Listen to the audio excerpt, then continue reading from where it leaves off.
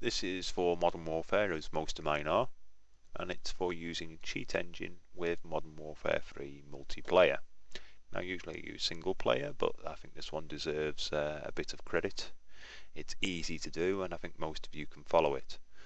The difficulty is, in order to make it work usefully, you have to incorporate other tutorials. So what we'll do is we'll start Cheat Engine and we'll start Modern Warfare 3. Now, it can take a little time to start. It should start quicker than it is at the moment.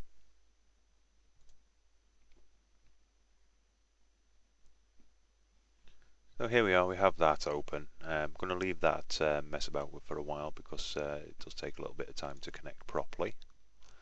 And what I'm also going to do is I'm going to attach Cheat Engine. So how we do that is we go to the processes up here, and then we add IW5MP, MP standing for multiplayer.exe. So we have that added now, and we press play, connect into online services, and there you see I am. So what we basically need to do is understand how this works. So when you go into multiplayer, you have your different types of game play.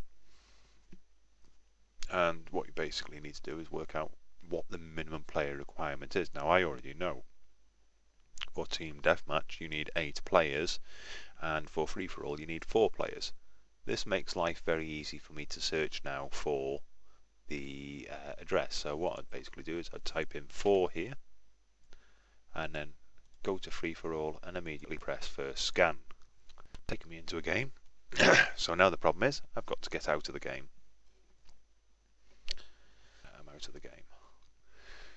So there we have all the number 4s with some extras. So what I can basically do now is go into find game again, and I'm going to change this to the number 8 because I'm now going to go for a Team Deathmatch. Now Team Deathmatch is usually full and probably take me into a game again, so I'm going to go into capture the flag, which is highly unlikely to take me in within the first 5 seconds.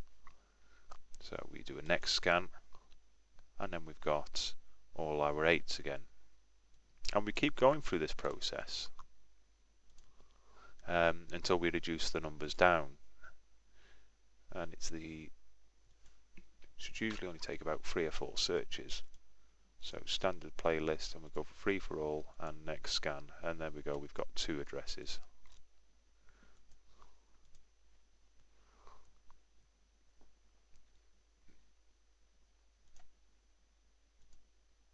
Now what I'm basically going to do is add both of these to the bottom here.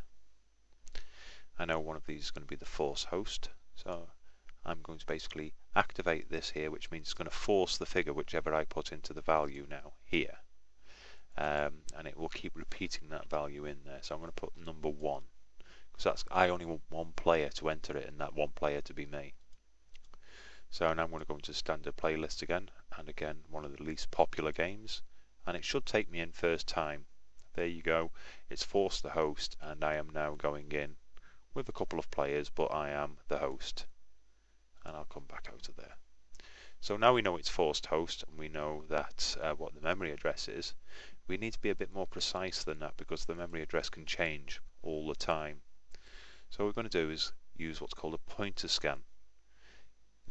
Now again, this can take a little while, up to about 30 seconds to a minute.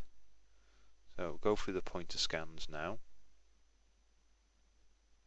or at least I would hope it would.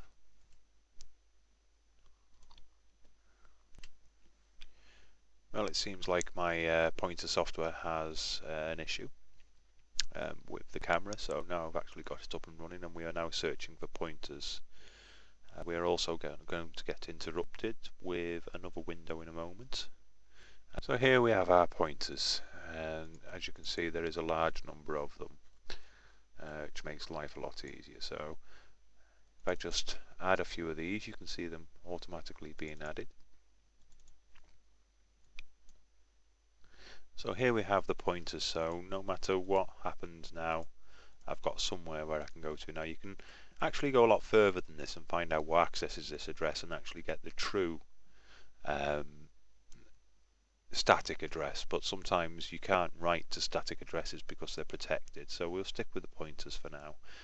What I'm basically going to do is take a little break, and then we will go through how to actually use this in a program such as Visual Basic.